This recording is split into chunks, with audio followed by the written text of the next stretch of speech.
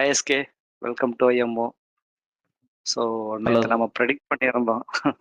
நம்ம இந்த ஐபிஎல்ல பொறுத்த வரைக்கும் ஐ திங்க் ப்ரெடிக்ட் பண்றது எதுவுமே நடக்காது போல. ஏன்னா ஒரு மோசமான பர்ஃபார்மன்ஸ் தான் சொல்லணும் கிட்டத்தட்ட ஹைதராபாத் கிட்ட இருந்து.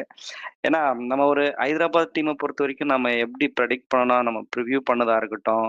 ஸோ ரீசெண்டாக நடந்த எல்லா மேட்சுமே அவங்க தோத்தா கூட நமக்கு அவங்க மேல ஒரு பயங்கரமான ஹோப் இருக்கும். அட்லீஸ்ட் அந்த பேட்டிங் வச்சு அவங்க ஓரளவு அந்த ஃப்ரண்ட் ஷீட்ல வந்துருவாங்கன்னு சொல்லிட்டு. பட் ஆனால் இப்ப லாஸ்ட்டா ஒரு 3 மேட்ச் அதுவும் இன்னைக்கு மேட்ச் எல்லாம் பார்த்தீங்கன்னா, ஒரு க்ளூலெஸ் பேட்டிங்ன்னு தான் சொன்னோம். ரொம்ப ரொம்ப வொர்ஸ்ட்.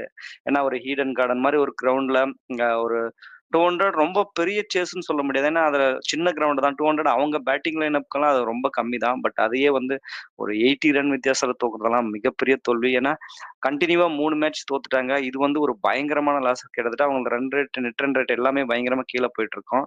ஒரு பக்கம் நீங்க எஸ்ஆர்எச் இந்த மாரி பெர்ஃபார்ம் பண்ணா, கேகேஆர் சைடு நீங்க பார்த்தீங்கன்னா, நம்ம வந்து இனிஷியல் ஸ்டேஜ்ல இருந்தே சொல்றோம். ஸ்ரேயாஸ் ஐயர் இல்லாத அவங்களுக்கு ஒரு பெரிய லாஸ். மிச்சல் ஸ்டார்க் இல்லாத ஒரு பெரிய லாஸ். அதே மாரி திடீர்னு அஜின்கே ரஹானே எடுத்து கேப்டன்சி குடுத்துட்டு அவர பண்ண சொல்றாங்க. அவரும் க்ளூலெஸ்ஸா இருக்கிறாருன்னு சொல்லிட்டு. ஆனா டாப் கேப்டன்சி, டாப் பெர்ஃபார்மன்ஸ் அவங்க பேட்டிங் சைடா இருக்கட்டும், பவுலிங் சைடா இருக்கட்டும், நம்ம என்ன பிரெடிக்ட் பண்ணமோ, அதுக்கு ஆப்போசிட்டாமே 2மே நடந்துச்சு. கேகேஆர் வந்து நல்லா பண்ண மாட்டாங்கன்னு நெனச்சோம். அவங்க சூப்பரா பண்ணாங்க. எஸ்ஆர்எச் வந்து இந்த டைம் டேபிள் டாப்பரே அவங்க தான் இருப்பாங்கன்னு நெனச்சோம். இப்பவே வந்து அவங்க குவாலிஃபையர் செலக்ட் ஆவாங்களான்னே தெரியல. ஸோ உங்களுடைய தாட்ஸ் இன்னைக்கு மேட்ச பத்தி. கேகேஆர் எப்படி பண்ணாங்க? எஸ்ஆர்எச் எப்படி பண்ணாங்க? நீங்களே ஸ்டார்ட் பண்ணுங்க.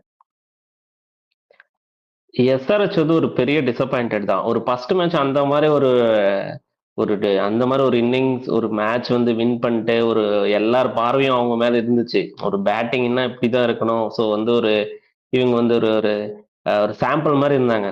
இந்த மாதிரி தான் 200 பிளஸ் ஆடணும்னா இப்படிதான் ஆடணும், அப்படிதான் டாப் ஆர்டர் பெர்ஃபார்ம் பண்ணணும் அப்படின்ற மாதிரி ஒரு எக்ஸாம்பிளா இருந்துட்டு அடுத்து 3 மேட்சும் பேக் டு பேக் வந்து ஒரு மோசமான ஒரு ஒரு பேட்டிங் லைனப்ன்றது ஏத்துக்கவே முடியல. ஏன்னா யாருமே எதிர்பார்க்கல. நம்ம மட்டும் இல்ல, எல்லாருமே வந்து ரிவ்யூ பண்ணவங்க எல்லாருமே வந்து எஸ்ஆர்எச் மாதிரி இந்த மாதிரி ஒரு டெஸ்ட்ரக்டிவ் பேட்டிங் லைனப் இது வந்து பயங்கர த்ரெட்னிங்கா இருக்க போகுது இந்த சீசன்ல அப்படின்னு நினைச்சோம். லாஸ்ட் இயர் இதே ஃபார்முலா வந்து ஒர்க் அவுட் ஆயிருந்தாலும் வந்து அது ஃபர்ஸ்ட் மேட்ச்லயே வந்து அவங்க எடுத்துட்டு வந்தது வந்து பயங்கர சர்ப்ரைஸா இருந்துச்சு. மறுபடியும் அவங்க இந்த சீசனும் அப்படிதான் கொண்டு போறாங்கன்னு பார்த்தோம்.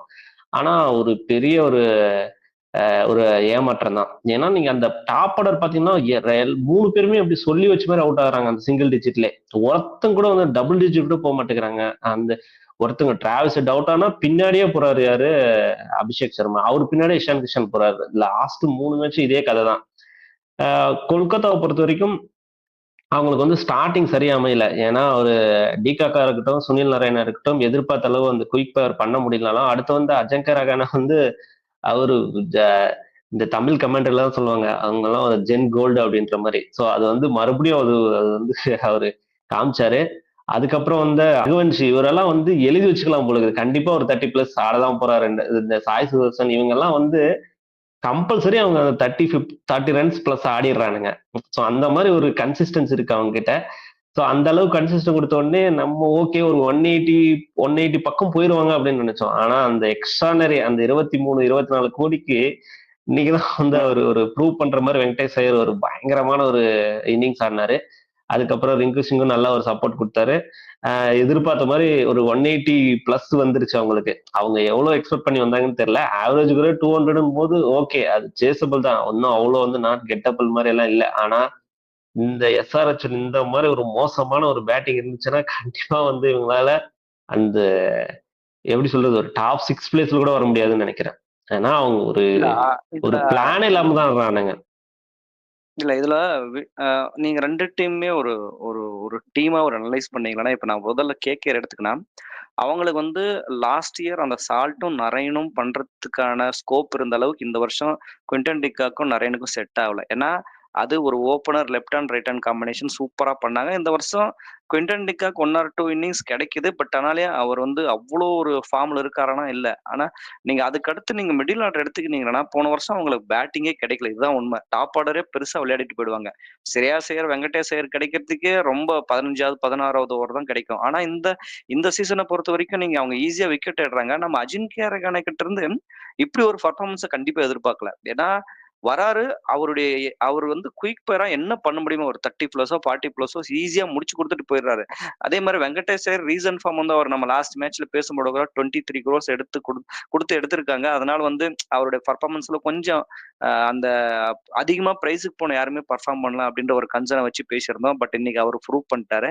அதே மாரி பவுலிங்ல அவங்களுக்கு வந்து என்ன பிரச்சனைன்னா, மிச்சல் ஸ்டார்க் இல்ல. வருண் சக்கரவர்த்தி இனிஷியல் மேட்ச்ல சரியா பண்ணல. அதே மாரி இன்ஜுரி கன்சர்ன்ஸ் நெறைய இருக்கு. ஸோ யார வச்சு தான் போவாங்க? ரசல் வந்து இப்போ அவ்ளோ ஃபிட்டா இல்ல. அந்த பவுலிங் போடுற அளவுக்கு ஃபிட்டா இல்ல. இந்த மாரி நெறைய கன்சர்ன் இருந்தாலயும், வருண் அரோரா சூப்பரா பண்றாரு அவருக்கு. ஏன்னா, அவர் வந்து இம்பாக்ட் பிளேயரா தான் வராரு. ஆனா அந்த இம்பாக்ட்ட முதல் ஓவர்ல இருந்தே குடுக்க ஆரம்பிச்சாரு. அவரு குடுக்குற இம்பாக்ட் வந்து உங்களுக்கு ஒவ்வொரு பவுலருக்கும் ஈஸியா ஸ்ப்ரெட் ஆகுது. ஹர்ஷித் ராணா சூப்பரா பண்ண ஆரம்பிச்சாரு. வருண் சக்கரவர்த்தி இன்னைக்கு செம்மையா போட ஆரம்பிச்சுட்டாரு. ஈவன் ரசல் கூட சூப்பரா போட ஆரம்பிச்சுட்டாங்க. ஸோ அவங்க டீமா பார்க்கும்போது நம்ம என்னெல்லாம் குறையா சொன்னோமோ, அது ஒண்ணொண்ணா அவங்க ரெக்டிஃபை பண்ணிட்டு கரெக்ட்டா ஒரு டீமா வந்துட்டு இருக்காங்க. ஒன்லி அவங்களுக்கு கன்சர்ன்ஸ்ன்னு பார்த்தீங்கன்னா, எய்தர் அவர் குவின்டன் டிகாக் கூட போணும், இல்ல குர்பாஸ் கூட போனா கூட ஐ திங்க் ஒரு நல்ல காம்பினேஷன் செட் ஆயிடும். நீங்க இந்த சைடு நீங்க எஸ்ஆர்எச் சைடு பார்த்தீங்கன்னா வச்சுக்கோங்க, அவங்களுடைய பெரிய பிளஸ்ஸே வந்து பேட்டிங் தான் நான் பேசுனது. ஏன்னா டாப் 5 எடுத்துக்கோங்க. ஒரு ஹெட்டா இருக்கட்டும், அபிஷேக் சர்மா, அதுக்கடுத்து வர இஷான் கிஷன், அதுக்கப்புறம் Nitish Reddy, Henrik Klaasen. So இந்த மாரி ஒரு பேட்டிங் ஃபயர் எல்லாம் இவங்க எல்லாருமே இன்னைக்கு வேர்ல்ட்ல ஒரு டாப் ஹிட்டர்ன்னு பேர் வாங்குன ஒரு பேட்ஸ்மேன். இந்த 5 பேருமே இருக்கிறதுனால நம்மளோட ப்ரெடிக்ஷன் எப்படி இருக்கும்? இவங்களுக்கு 2 பேருக்கு மாட்டிருச்சுன்னா கூட, ஸோ அந்த இன்னிங்ஸ் வேற லெவல்ல இருக்கும். அதே மாரி பவுலிங்ல எடுத்தீங்கன்னா, நீங்க நம்ம முன்னாடியே நம்ம இத பத்தி பெருசா ஆர்க்யூ பண்ணியிருக்கோம். அவங்க பவுலிங் வந்து நான் சரியில்லன்னு சொன்னா, நீங்க இல்ல நல்லா தான் இருக்காங்கன்ட்டு. பட் ஆனா பிரச்சனை என்னன்னா, நல்ல பவுலர்ஸ் இருக்காங்க. யாருமே அவங்களுக்கான ரிதம்ல இல்ல. ஏன்னா ஒரு பேட் கமின்ஸ் செம்மையா அடி வாங்குறாரு. ஒரு முகமது ஷமி இனிஷியல் ஓவர்ல அவர்னால என்ன தாக்கத்த ஏற்படுத்தப்படுமோ அது பண்ண முடியல. ஸ்பின்னர்ஸும் வந்து பெருசா அவங்களுக்கு இப்ப ஆடம் ஜாப்பா கொஞ்ச நாள் போட்டாங்க. சரியா பண்ணல. அ சோ மொத்தமாவே டீமாவே அவுட் ஆஃப் ஃபார்ம்ன்னு நெனைக்கிறேன். ஸோ ஓவர் அக்ரஷன் அப்படின்னு போறதுனால தான் அவங்க வந்து எதிர் இந்த லாஸ் அவங்களுக்கு கிடைக்குதா? இல்ல ஓரளவு நிண்டு ஒரு 6 ஓவர்ஸ், 7 ஓவர்ஸ் மெதுவா மத்த டீம் மாரியே பெர்ஃபார்ம் பண்ணா ஓரளவு சாட்டிஸ்ஃபைடா பெர்ஃபார்ம் பண்ணுவாங்கன்னு நெனைக்கிறீங்களா? இல்ல இந்த அக்ரஷன் ஸ்டைல் வந்து கண்டிப்பா வந்து எல்லா மேட்ச்சுமே ஹெல்ப் பண்ணாது. மேபி ம். அவங்களுக்கு ஒரு சில பிட்சில் வந்து அவங்களுக்கு வந்து ஹெல்ப் பண்ணுது. அவங்க நல்ல ஒரு சக்சஸ் அவங்களுக்கு கிடைக்குது. ஆனா எல்லா இடத்துலயுமே இந்த அக்ரஷன் வந்து கண்டிப்பா ஒர்க் அவுட் ஆகாது. அவங்க வந்து கண்டிப்பா சேஞ்ச் பண்ணுவாங்கன்னு தான் நினைக்கிறேன். நம்ம சொல்றத அவங்க ஃபாலோ பண்ண மாட்டாங்க. ஆனா கண்டிப்பா அவங்க லாஸ் ஆன அப்புறம் அவங்க ரொம்ப யோசிச்சே ஆகணும். இப்ப அவங்களுக்கு ம். என்ன பண்றதுன்னு தெரியாம முழிச்சிட்டு இருப்பாங்க. பேட்டிங் இப்படியே பண்ணலாம் போலாமா? இல்ல வந்து சேஞ்ச் பண்ணலாமா? அப்படின்ற ஒரு இக்கட்டான நிலைமையில தான் அவங்க மாட்டியிருப்பாங்கன்னு தோணுது. கண்டிப்பா வந்து என்ன ஒரு பயங்கரமான ஒரு பேட்டிங் இருந்தா கூட அந்த பிச்சுக்கு தகுந்த மாதிரியும் அந்த பவுலிங்க்கு ரெஸ்பெக்ட் கொடுத்தோம், நல்ல பவுலிங் வந்தா ரெஸ்பெக்ட் கொடுத்தோம், பிச்சுக்கு ரெஸ்பெக்ட் கொடுத்தோம் ஆடினா மட்டும்தான் வந்து ஒரு மேட்சினுடைய போக்க வந்து நம்மளால கண்ட்ரோல்ல வச்சுக்க முடியும். அது தவிர்த்துட்டு நான் எல்லா பிச்சிலும் போனாலும் இப்படிதான் ஆடுவேன், எந்த பவுலர் போட்டாலும் இப்படிதான் ஆடுவேன் அப்படின்னாக்க வந்து அது கண்டிப்பா அவங்களுக்கு சாதகமா இருக்காது. ஸோ கண்டிப்பா அவங்க சேஞ்ச் பண்ணி தான் ஆகணும் இதை. இல்ல. அதுதான் ஓவர் ரிலே அந்த அந்த ஓவரா அவங்க வந்து அந்த ஹார்ட் ஹிட்டர்ஸ ரிலே பண்றனால தான் மேட்ச விடுறாங்கன்ற என்னுடைய ஃபீலா இருக்கு. ஏன்னா ஒரு ஹெட் வந்து அவருடைய ஃப்ளூயன்ட் ஆடுனா மட்டும் தான் நல்ல ஸ்கோர் போகுது. நீங்க இந்த சைடு அபிஷேக் சர்மாவா இருக்கட்டும், ஃபர்ஸ்ட் மேட்ச்ல பண்ண இஷான் கிஷனா இருக்கட்டும், நிதிஷ் ரெட்டி இன்னைக்கு நெறைய ஃபீல்டிங்லயே கோட்ட விட்டாரு. அவருக்கு பேட்டிங்கும் லாஸ்ட் 3, 4 மேட்ச் ஒண்ணுமே பண்ணல. அதுக்கப்புறம் ஹென்ரிக் கிளாசன் ரொம்ப ஒரு எப்படி சொல்றது ஒரு குயிக் ஃபயர் குடுக்குறாரு. ஆனா அவரால பெருசா கன்வெர்ட் பண்ண முடிய மாட்டேங்குது. எல்லாருமே ஃபார்மட்ல இருக்கிறதுனால பவுலிங் சைடும் பார்த்தாலும் ஏன்னா ஏற்கனவே அவங்களுடைய பவுலிங் வந்து என்னன்னா, யாருமே ஃபார்ம்ல இல்ல. எல்லாருமே கிரேட் பவுலர்ஸ். ஆனா கொஞ்சம் யாருமே ஃபார்ம்ல இல்ல. ஏன்னா, நீங்க ஒரு முகமது ஷமி சாம்பியன்ஸ் டிராபிக்கு தான் உள்ள வந்தாரு. அதே மாரி நீங்க பேட் கமின்ஸ் ஒரு 3, 4 மந்த்ஸ் அவரு ரெஸ்ட்ல இருந்தாரு. அந்த நம்ம கூட அந்த பார்டர் கவாஸ்கர் டிராபி முடிஞ்ச உடனே ரெஸ்ட்ல இருந்தாரு. ஸோ அதனால அந்த ஃபார்ம் அவங்கனால அந்த கரெக்ட்டா கொண்டு வர முடியலன்னு நான் நெனைக்கிறேன். அதனால தான் இல்ல மேபி அவங்களுக்கு நான் என்ன நினைக்கிறேன்னா அந்த 200ன்றது 204 தான் ஆவரேஜ் ஸ்கோர் ஈடன் கார்டன்ல அப்படின்னும் போது வந்து பவுலர்ஸ் 200 போட்டது வந்து அதுல எதுவும் தப்பு சொல்ல முடியாது. ஆனா 200 சைக்கிள் ரேட்ல ஆடின பிளேயர்ஸ் ஃபர்ஸ்ட் மேட்ச்ல எல்லாருமே 200 சைக்கிள் ரேட் ஆடினாங்க. ஒருத்தவங்க கூட வந்து சிங்கிள் டிஜிட் தாண்டலன்னா எப்படி வந்து அந்த 200 ஸ்கோருக்கு பக்கம் போக முடியும்? அதான் என் மொதல் கொஸ்டின்.